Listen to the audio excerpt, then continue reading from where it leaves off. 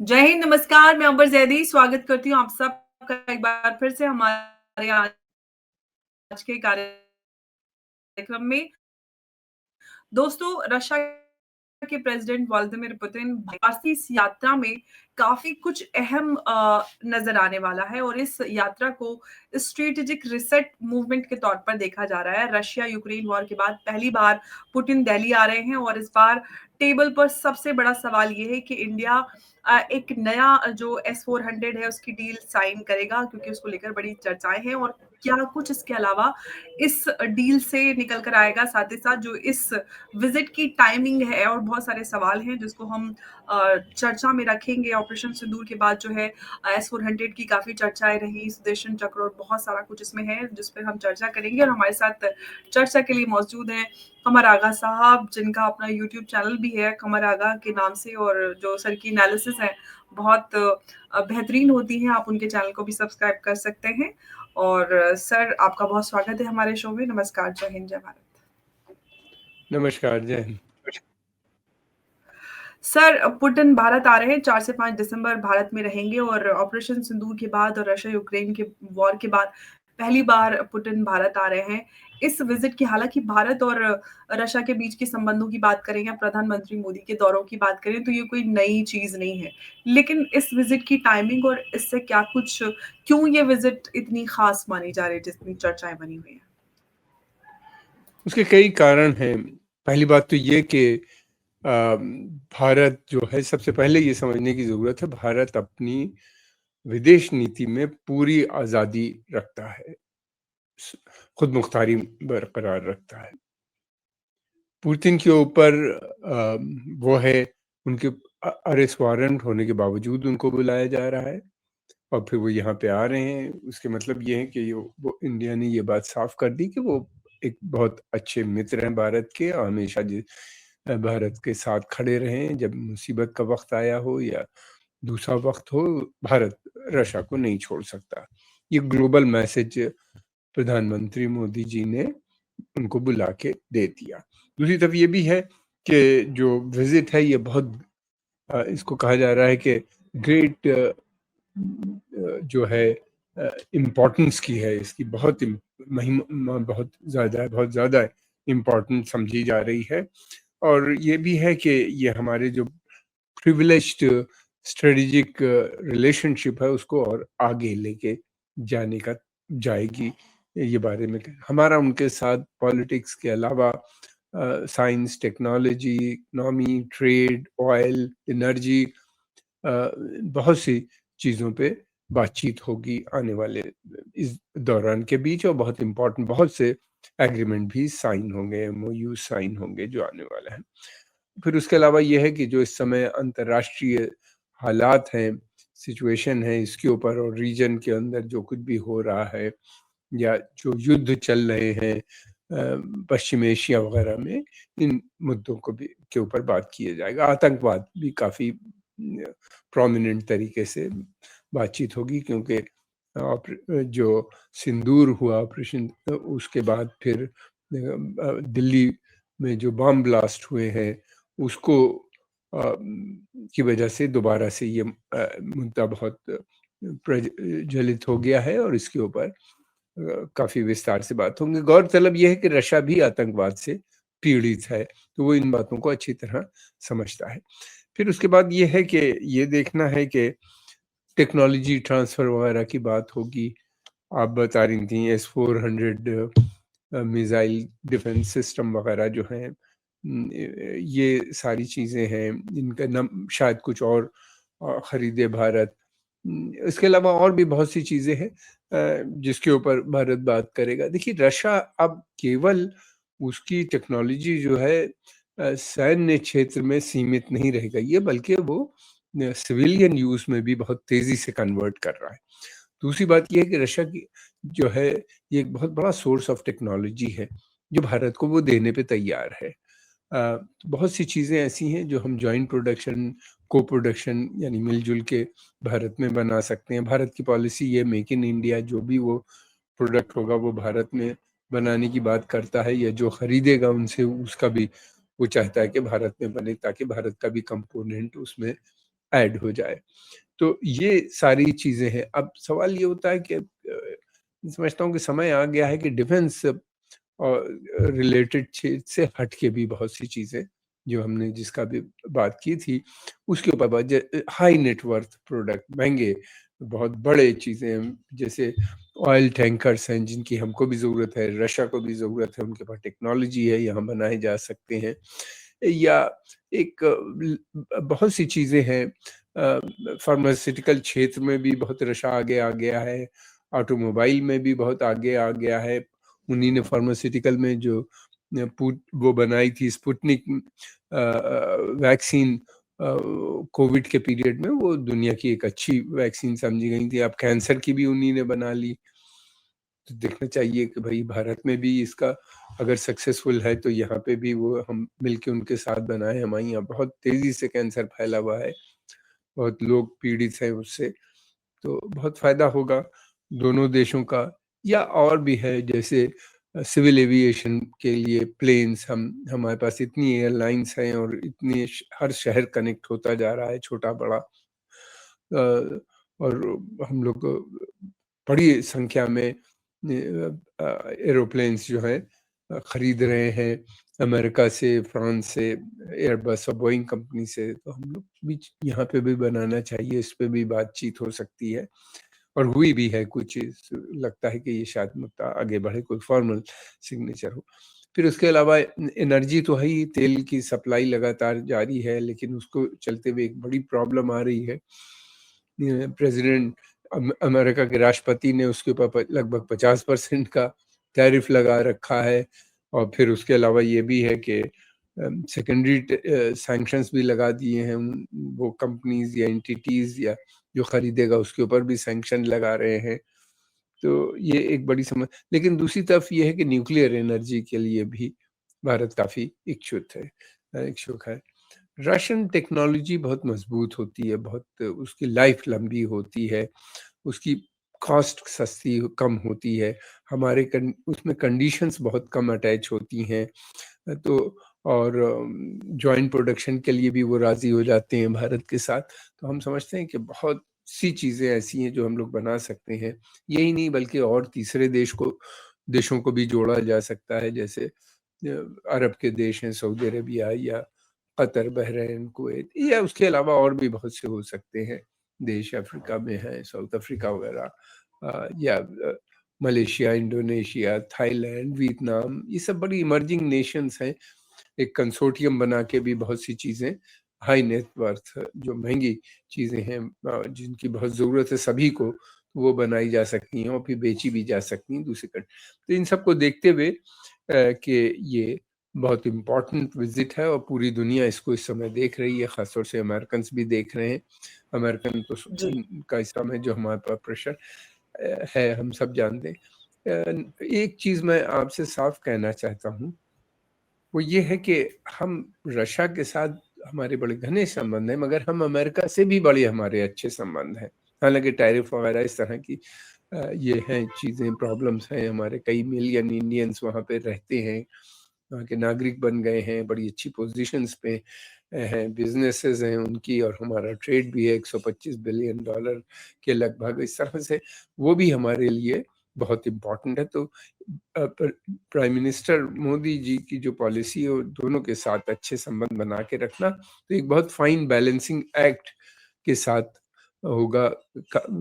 जो भी आउटकम होगा इस विजिट का, नतीजे जो निकलेंगे, ताकि हम फ्यूचर में अमेरिका से भी डील करते रहें, और पश्चिम यूरोप के जो देश हैं, यूरोपियन यूनियन वगैरह, उनसे भी हमारा रिश्ता बना हुआ है। और काफ़ी अभी बातचीत भी फ्री ट्रेड एग्रीमेंट और इन सब चीज़ों को लेके यूके के साथ, यूनाइटेड किंगडम यानी ब्रिटेन के साथ अभी बातचीत हुई है। तो इस तरह से ये एक इम्पोर्टेंट विजिट है, और ये रिश्ते और आगे जाएंगे, और जो दोनों देशों के हित में भी होंगे। और हो सकता है कि बहुत सी ऐसी चीज़ें हों, जैसे युद्ध का जो मसला है, इन पे भी ज़रूर बातचीत होगी। लेकिन सर अगर हम रशिया की बात करें तो रशिया जो है वो चाइना के साथ भी अलाइन नज़र आता है और अगर हम भारत की बात करें तो और जो एसओ 400 का की जो दूसरी उसकी डील चल रही है उसकी भी उम्मीदें हो रही हैं। तो क्या इस विज़िट में जो प्रेज़िडेंट पुतिन हैं, उनसे कोई डायरेक्ट एश्योरेंस भारत को मिल सकती है कि रशिया जो है क्रिटिकल मोमेंट्स में इंडिया के साथ जो है या इंडिया के इंटरेस्ट को कॉम्प्रोमाइज़ नहीं करेगा ओवर चाइना एंड पाकिस्तान या इस तरह के किसी प्रेशर में आकर ऐसा कुछ नहीं करेगा? जी, आपने बहुत अच्छी बात करी। अ, अभी जब ऑपरेशन सिंदूर हुआ या उससे पहले पहलगाम पे जब अटैक हुआ था, तो रशिया खुल के भारत के साथ खड़ा हुआ नज़र आया था। हमने देखा है कि जब भी कोई क्राइसिस आई है, उसने इम्पार्शियल होके भारत का समर्थन किया है। तो उम्मीद तो है कि वो इस तरह खड़ा रहेगा। दूसरी बात, एक बात और भी है, वो ये है कि रशिया भी चाहता है कि भारत से अच्छे संबंध बने, ताकि वो चाइना को काउंटर बैलेंस कर सके। भारत अकेला देश है जो उसको काउंटर बैलेंस कर सकता है, और कोई दूसरा देश इतना ना तो बड़ा है, ना इतनी पॉपुलेशन है उसमें, ना इतनी बड़ी उसकी अर्थव्यवस्था है।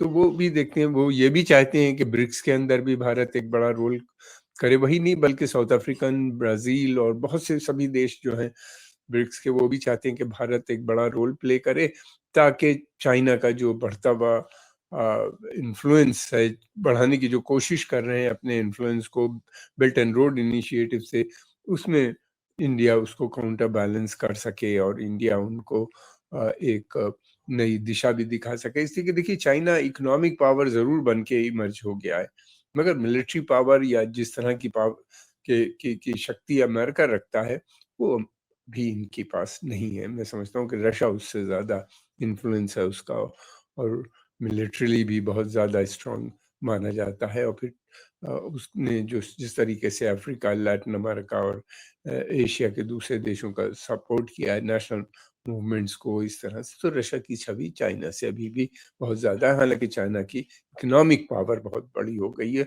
और वो बेल्ट एंड रोड इनिशिएटिव के माध्यम से उसको और बढ़ाना की कोशिश कर रहे हैं। तो बल्कि वही नहीं, और भी दूसरे देश जो हैं, चाहे ब्रिक्स के जो मेंबर हैं, वो भी चाहते हैं कि भारत एक बड़ा रोल उसमें करे। इसलिए कि एक तो भारत को एक्सपीरियंस बहुत है अंतर्राष्ट्रीय समस्याओं के समाधान ढूंढने में, एक समय से यूनाइटेड नेशंस और दूसरी बॉडीज का को में एक बड़ा रोल उसका रहा है। फिर उसके अलावा ये कि उसकी एक छवि है अंतर्राष्ट्रीय समुदाय में, जो बहुत मैं नहीं समझता कि किसी दूसरे देश की हो, चाहे वो नॉन अलाइन्ड का मूवमेंट हो या उसके बाद का भी हो। हमेशा एक लीडरशिप का रोल किया है। प्रधानमंत्री भी उसको और आगे, बदलते हुए परिप्रेक्ष्य में उसको और आगे लेके जाने की कोशिश कर रहे हैं, और उनके एक अच्छी छवि भी है उनकी ग्लोबली। जी। सर भारत ने जो है वो जो अगर हम इस पूरे लास्ट डिकेड की बात करते हैं तो जो रशियन इंपोर्ट्स हैं उनको 72% से 36% पर ला दिया है और अब नए S-400 की जो डील्स है क्या इससे कुछ डाइवर्सिफिकेशन को ये उसको वीक करेगा क्या? भाई, काफी प्रेशर है भारत के ऊपर, और मुश्किल ये है कि 50% टैरिफ और सैंक्शंस की वजह से जो प्राइवेट कंपनीज हैं, वो तो अब मुश्किल है उनका खरीदना, खासतौर से रिलायंस या दूसरे, हुँ, वो धीरे धीरे वाइंड अप कर देंगे। गवर्नमेंट कंपोनेंट हो सकता है वो इतना जो है, वो हुँ, शायद कुछ दिन और चल जाए। अगर कॉस्ट ही, अगर टैरिफ को जोड़ा जाता है, और तो पता चला कि भाई हमको ठीक है 25-30% या 20%, 10% सस्ते दाम पे वो दे रहे हैं, लेकिन टैरिफ के कारणवश वो हमें ज़्यादा महंगा पड़ सकता है।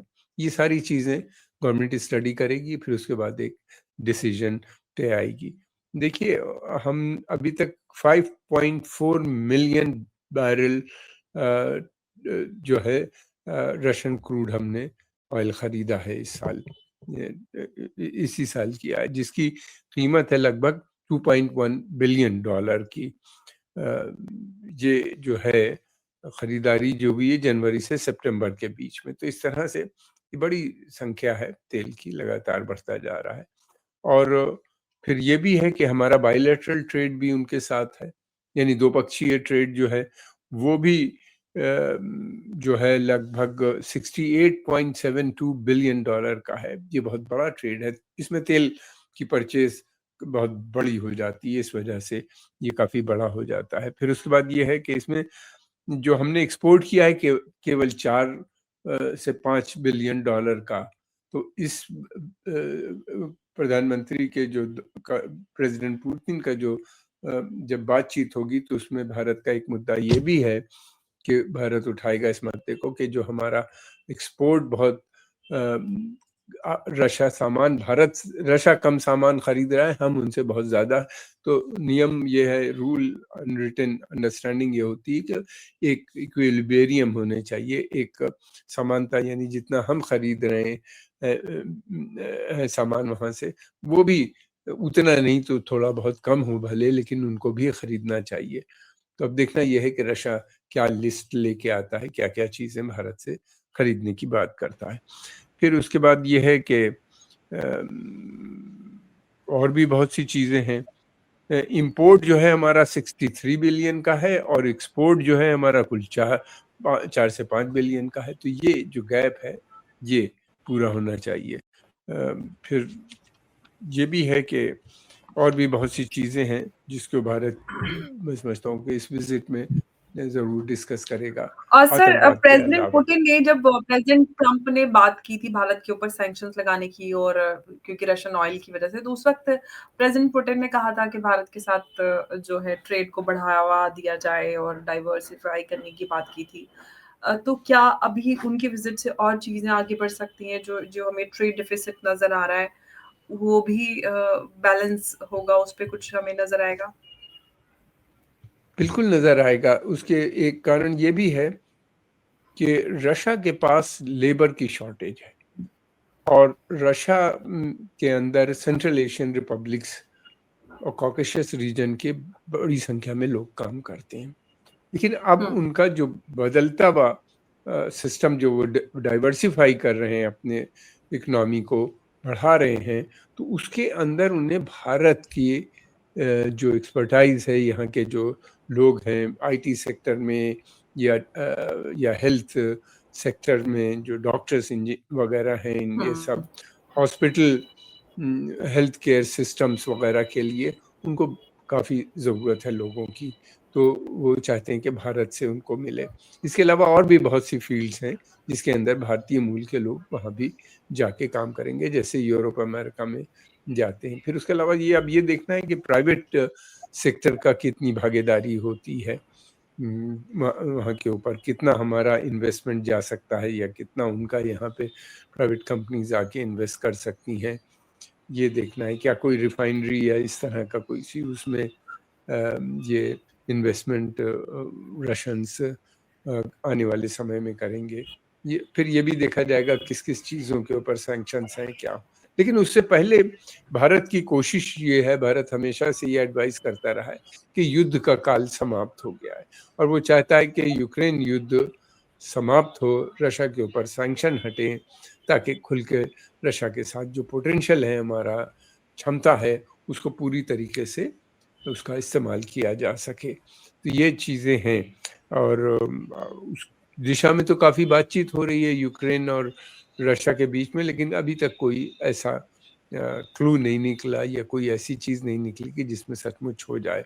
रशियन की जो डिमांड्स है वो बहुत स्ट्रॉन्ग है और काफ़ी बड़ी डिमांड है, जिसको मैं समझता हूँ कि वो लोग ज़ेलेंस्की जो वहाँ के राष्ट्रपति हैं उसको देने पे तैयार अभी भी नज़र नहीं आते, ख़ास तौर से ज़मीन के मसले को लेके। बहरहाल वो तो भारत की कोशिश ये है कि ये युद्ध हो समाप्त हो, ताकि ठीक तरीके से ट्रेड और कॉमर्स डील में आगे बढ़ा जाए, रशिया के साथ ही नहीं बल्कि दूसरे देशों पे भी जो असर पड़ा। जैसे कि देखिए, अगर रशियन ऑयल की सप्लाई सपोज़ अगर बंद हो जाती है उन पे, जिस तरह के सैंक्शंस अमेरिका लगा रहे हैं, तो तेल के दाम बढ़ जाएँगे। जी। तो और सर हम ये जो कह सकते हैं कि जी, नहीं ये और कह सकते हैं। हाँ, प्लीज़, प्लीज़ हाँ सर कैरी बोलिए। ऑन। नहीं, नहीं आप पहले नहीं, कंप्लीट उसके बाद मैं ऐड करूँगी। मैं ये कह रहा था कि उससे न केवल भारत बल्कि भारत वहाँ से जो तेल भारत इंपोर्ट करता है उसकी एक बड़ी संख्या यूरोप भी जाती है यहाँ से। जी। उनको भी तेल मिल जाता है और अगर ये हुँ, सब बंद हुआ तो मैं समझता हूँ यूरोप के लिए भी एक बड़ी परेशानी। जाड़े का सीजन है, उनके यहाँ हुँ, ऑयल कंजम्पशन बढ़ जाता है हीटिंग और इन सब के लिए। मिल तो जाएगा लेकिन कॉस्ट बढ़ जाएगी।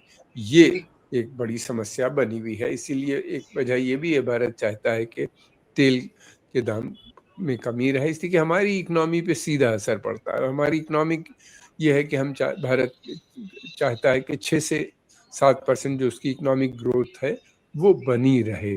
लगातार कई सालों से चल रहा है, वो इस साल भी चाहता है कि बनी रहे। तो उसके लिए तेल की एक तो सप्लाई लगातार बनी रहनी चाहिए। नंबर 2, सस्ता तेल हमें ज़रूरत रहती है कि वो मिलता रहे ताकि हमारी इंडस्ट्री उससे फ़ायदा उठाती रहे और जी। कोई ऐसी बड़ी प्रॉब्लम ना आने पाए ऊर्जा से जी, जुड़ी तो हुई। हम ये कह सकते हैं कि रशिया जो है वो भारत को एक इक्वल स्ट्रेटेजिक पार्टनर के रूप में आगे देख रहा है, ना कि सिर्फ एक जस्ट लेगेसी कस्टमर। और आज की दुनिया जो मल्टीपोलर दुनिया है उसमें भारत रशिया के संबंधों को अगर हम देखें तो काफ़ी अहम ये संबंध माने जाते हैं और प्रेज़िडेंट पुतिन की भारत की जो यात्रा है ये काफ़ी अहम है, इसमें कई सारे बड़े अहम डील्स और काफ़ी कुछ इससे निकल कर आने वाला है, काफ़ी कुछ उम्मीदें इससे लगाई जा रही हैं और ख़ास तौर से उस समय में भी जब भारत और अमेरिका के बीच में ट्रेड को लेकर अनबन चल रही है। तो देखते हैं कि और क्या कुछ इस विज़िट से निकल कर आता है। सर बहुत-बहुत धन्यवाद आपका हमारे साथ इस चर्चा में जुड़ने के लिए। नमस्कार, जय हिंद, जय भारत। नमस्कार, जय हिंद।